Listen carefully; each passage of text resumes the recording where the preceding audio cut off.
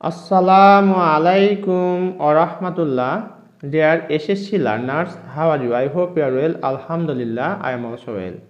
আজকে আমি তোমাদের যশোর বোর্ড 2020 সালে এসএসসিতে যে প্যাসেজ ন্যারেশনটি এসেছিল সেটি নিয়ে মূলত কথা বলবো। এখান থেকে আমি যে দিক নির্দেশনাগুলি যে তথ্যগুলি তোমাদের দেব সেগুলি হচ্ছে কিভাবে করে প্যাসেজ ন্যারেশন করতে হয়, কোন রুলসের ভিত্তিতে প্যাসেজ ন্যারেশনের বাক্যগুলি চেঞ্জ হচ্ছে এবং পুরো বাক্যে পুরো প্যাসেজটির বাংলা অর্থ আমি বলে দেব। কারণ প্যাসেজ ন্যারেশনের সময় প্যাসেজ ন্যারেশন যখন চেঞ্জ করা হয় তখন এই পুরো প্যাসেজের অর্থ জানাটা খুবই জরুরি। কে বলছে, কাকে বলছে, এই বিষয়টি যদি তুমি ফাইন্ড আউট করতে না পারো তাহলে কিন্তু তুমি প্যাসেজ ন্যারেশন ভালো করে রপ্ত করতে পারবে না। তো এই বিষয়গুলি নিয়ে মূলত আজকে আমি ক্লাস কন্টিনিউ করব। চলো শুরু করি। Change the narrative style of the following text. আমরা জানি ন্যারেশন দুই প্রকার, ডাইরেক্ট ন্যারেশন, ইনডাইরেক্ট ন্যারেশন। তো এটা ডাইরেক্ট ন্যারেশনে দেওয়া আছে, আমাদেরকে ইনডাইরেক্ট ন্যারেশন এখন করতে হবে। চলো আমরা প্রথমে বাংলা অর্থটি দেখে নিই। গুড মর্নিং, সুপ্রভাত, ফারজানা সেড আবরার। আবরার বলছে ফারজানাকে সুপ্রভাত, হয়তো সকালে দেখা হয়েছে দিয়ে বলছে ফারজানা সুপ্রভাত। How much preparation have you taken for this exam. হয়তো পরীক্ষা সামনে আছে, তখন আবরার বলছে how much preparation have you taken for this exam. তুমি এই পরীক্ষার জন্য কতটা প্রিপারেশন প্রস্তুতি নিয়েছো। নট ব্যাড অ্যাট অল, আদৌ খারাপ নয়। সেড সি, ফারজানা তার উত্তরে বলছে যে না, পরীক্ষার প্রিপারেশন আমার ভালো আছে, খারাপ নয়। I hope I will get GPA 5। সে প্রত্যাশা করে বলছে যে আমি জিপিএ 5 পাবো। এই উক্তিটা কে বলছে? ফারজানা বলছে।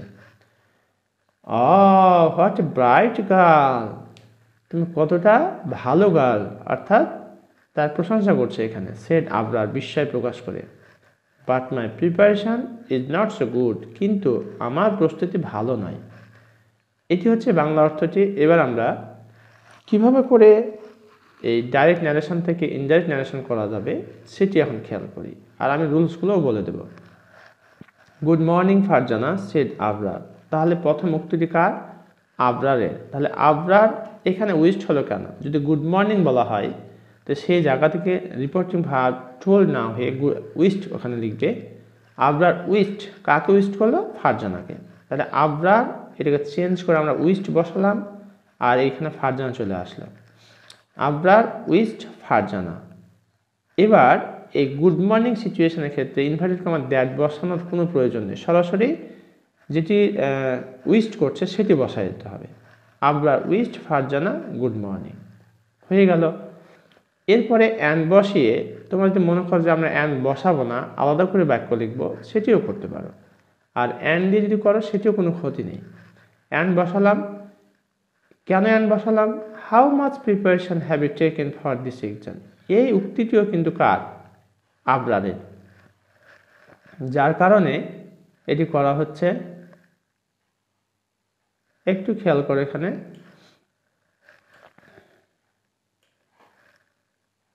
আমরা একটু খেয়াল করলে বুঝতে পারবো যে how much preparation have you taken for this exam, এই উক্তিটি কিন্তু আবরারের।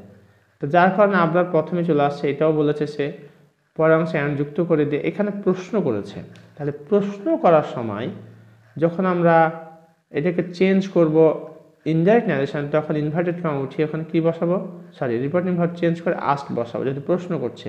অ্যান্ড আস্ট কাকে জিজ্ঞাসা করলেন? ফারজানাকে, যার কারণে অবজেক্টিভ ফর্ম হার হয়েছে। এখানে যদি ফারজানা ব্যবহার করেছে, যার কারণে বারবার ফারজানা ব্যবহার করা ঠিক হবে না। অ্যান্ড আস্ট হার, এখানে দেখো ইনভার্টেড কমা উঠিয়ে ইফ অথবা ডব্লিউএইচ ওয়ার্ড বসে, তাহলে এখানে ডব্লিউএইচ ওয়ার্ড যেহেতু আছে ইফ বসবে না, আর এই কারণে হাউ বসে গেল। How much preparation have you taken, এই ইউটা কিন্তু ফারজানা, তাহলে ইউটা কিন্তু সাবজেক্ট প্লেসে আছে। এটা বুঝবো কি করে সাবজেক্ট প্লেসে আছে? মূল ভার্বের আগে যদি ইউ থাকে তাহলে এটা সাবজেক্ট, আর যদি মূল ভার্বের পরে থাকে তাহলে ইউটা হয়ে যাবে অবজেক্ট। তাহলে এই ইউটা কিন্তু ফারজানা, যার কারণে এখানে কি হয়ে গেল? সি। এটা কোন tense? Have you taken for this exam, present perfect. কোন টেন্স হবে তাহলে? Past perfect. চেঞ্জের যে নিয়ম সেখান থেকে হচ্ছে। She had taken for, this থাকলে দ্যাট হয়, দ্যাট বসানো হলো এক্সাম। আচ্ছা, এরপর আমরা পরের বাক্যটি দেখুন। Not bad at all said she. এবার ফারজানা বলছে যে না, আদৌ তার প্রস্তুতি খারাপ নয়। তাহলে পরের বাক্যটি আমরা একটু দেখি। ফারজানা রিপ্লাইড, ফারজানা উত্তর দিল দ্যাট, ইনভার্টেড কমা উঠিয়ে কি বসাবো, that. Not bad at all said she, inverted comma উঠিয়ে আমরা দ্যাট বসালাম, দ্যাট। এবার দেখো নট ব্যাড অ্যাট অল, এখানে কিন্তু ভার্ব নাই, সে প্রেজেন্ট অবস্থায় বলছে, কিন্তু আমরা দেখব রিপোর্টিং ভার্বটি পাস্টে আছে, যার কারণে এটাও পাস্ট টেন্সে হয়ে যাবে। That her preparation was not bad at all. Not bad at all, আদৌ খারাপ নয়। আসলে আদৌ খারাপ নয় বলতে কি আদৌ খারাপ নয়, তার যে প্রস্তুতি সেটি আদৌ খারাপ নয়, যার কারণে এখানে আগের বাক্য থেকে এই ক্লুটি নিয়ে আসতে হবে। হার প্রিপারেশন ওয়াজ হলো কেন, সে রিপোর্টিং ভার্ব এখানে যেহেতু পাস্ট টেন্সে আছে সেড, যার কারণে ওয়াজ হয়ে গেল, ইজ দিলে ভুল হয়ে যাবে। Her preparation was not bad at all. এবার আমরা পরের বাক্যটি দেখব, সে কি বলছে, I hope I will get GPA 5। এই উক্তিটি কিন্তু ফারজানা। তাহলে আমরা এটাকে যে কাজটি করব,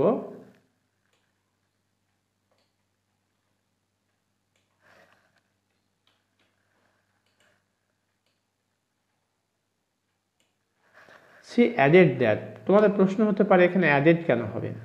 যদি একজন বক্তা একাধিকবার পরপর কোনো বক্তব্য পেশ করে, তখন দ্বিতীয় ক্ষেত্রে আমরা অ্যাডেড লিখতে পারি, এগেন লিখতে পারি, ফার্দার লিখতে পারি। তো সে জায়গা থেকে এখানে লেখা হয়েছে সি অ্যাডেড, কারণ এর আগের বাক্যটি কিন্তু ফারজানা বলেছিল, সি অ্যাডেড দ্যাট। এবার খেয়াল করো, আই হোপ মানে কে হোপ করছে, এখানে ফারজানা আশা করছে, তাহলে এখানে সি হয়ে গেল। She added that she would get GPA 5। এখানে একটি কাজ করতে করা যায়, সেটি হলো যে she added that she hoped she would get. তাহলে এখানে আমরা সি অ্যাডেড দ্যাট, এটা হোপটা প্রেজেন্ট টেন্সে আছে, পাস্ট টেন্স হয়ে যাবে। সি অ্যাডেড দ্যাট, আমরা এখানে চেঞ্জ করে একটু লিখে দিই, she added that she hoped, হোপের পাস্ট ফর্ম হয়ে যাবে হোপড, সি হোপড। এরপরে পরের বাক্যে আই উইল গেট জিপিএ 5, তাহলে আইটা এখানে Farzana, she would get GPA 5।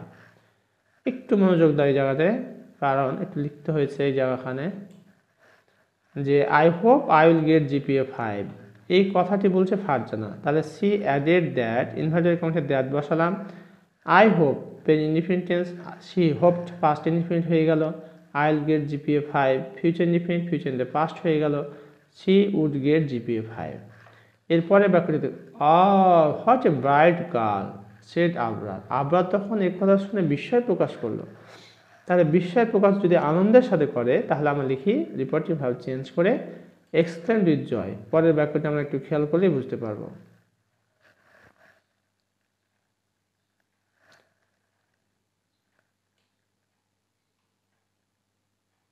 এই বাক্যটি এবার আমরা খেয়াল করব। তাহলে এই বাক্যের জন্য আমরা ইনডাইরেক্ট ন্যারেশন লিখছি এটা, হোয়াট এ ব্রাইট গার্ল।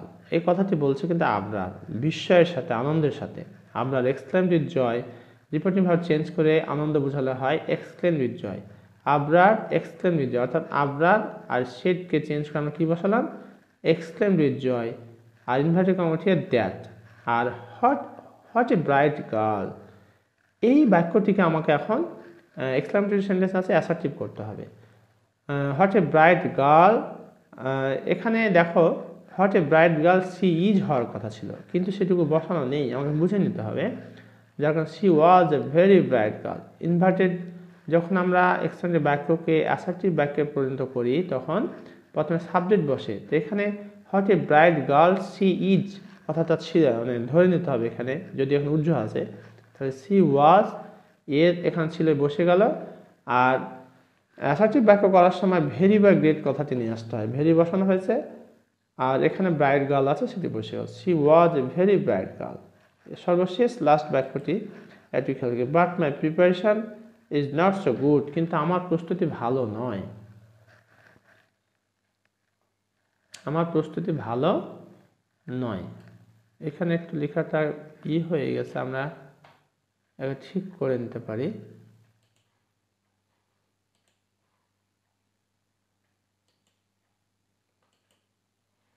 ওকে, একটু খেয়াল করলে আমরা এটিকে অনায়াসেই রপ্ত করতে পারবো আশা করছি। শেষের বাক্য, but my preparation is not so good, কিন্তু আমার প্রস্তুতি ভালো নয়। এই কথাটি কে বললো? এই কথাটি বলেছে কিন্তু আবরার। তাহলে আবরার কিন্তু পরপর দুটি বক্তব্য পেশ করেছে। এই কথাটা আবরারের, এই কথাটা আবরারের, যার কারণে but he added, K added করলো? আবরার অ্যাডেড করলো। বাট হি অ্যাডেড, ইনভার্টেড কমাসে আমরা দ্যাট বসালাম, আর এই বাটটা কিন্তু আগে নিয়ে নেওয়া হয়েছে। দ্যাট মাই প্রিপারেশন, মানে কার প্রিপারেশন? আবরারের প্রিপারেশন। তাহলে এখানে হয়ে গেল his preparation. Is not so good, ইজটার পাস ফর্ম হয়ে গেল was, or not so good. Dear viewers, এতক্ষণ পর্যন্ত আমরা এসএসসিতে যে যশোর বোর্ডে যে প্যাসেজ ন্যারেশনটি এসেছিল সেটি নিয়ে কথা বলেছি। আশা করছি তোমাদের অনেকটাই হেল্পফুল হবে। এরপরও যদি কোথাও কোনো ঘাটতি বা বুঝতে সমস্যা মনে হয়, তাহলে স্পেসিফিক লাইনটি কোট করে আমাকে কমেন্ট সেকশনে কমেন্ট করে জানিয়ে দাও। ইনশাআল্লাহ I will try my best to give you comment reply. আর যারা এখনও আমার চ্যানেলটি সাবস্ক্রাইব করো নাই, my polite request, please subscribe my channel and press the bell icon button. Thank you very much for watching this video. Assalamu alaikum wa rahmatullah.